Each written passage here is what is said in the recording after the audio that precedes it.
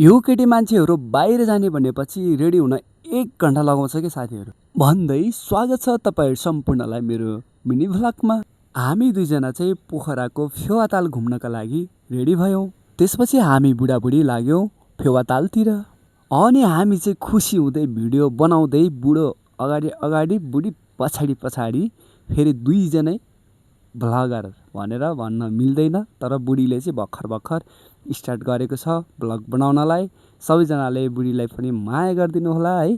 अनि मलाई पनि साथ सपोर्ट दिँदै जानु होला। अहिलेसम्म एकदमै साथ सपोर्ट दिइरहनु भएको छ सबैजनाले। त्यसपछि हामी बुढाबुढी चाहिँ बोटिङ गर्दै रमाउँदै फेवातालको बिचमा गएर एकदम रमाउँदै एकदम आनन्द फिल गर्दै त्यहाँको वरिपरिको दृश्यहरू हामीले अवलोकन गर्यौं। अनि साथीहरु हामी चाहिँ पोखरा घुम्ने भनेर चाहिँ गएको हाम्रो सानोतिनो काम थियो। अनि त्यो काम सकाएर चाहिँ हामी आएको बेलामा घुम्दिम न त भनेर हामी दुईजना चाहिँ घुम्न गएको हो क्या है। अनि साथीहरु हामीले चाहिँ 1 घन्टाको प्याकेज लिएको थियो क्या, तर रात पर्नै लागेको भएर हामीले चाहिँ आधी घन्टा मात्रै इन्जोय गर्यौं। त्यसपछि हामी चाहिँ त्यहाँबाट फर्केर डुल्नतिर लाग्यौं।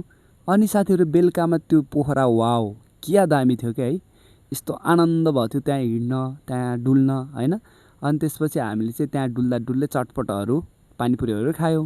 अनि फेरि हामी चाहिँ पिज्जा खान गयो क्या मिठो थियो पिज्जा चाहिँ के पिज्जा खायौं। अनि हामी रुमतिर फर्क्यौं। भिडियो चाहिँ यति नै, बाइ बाइ।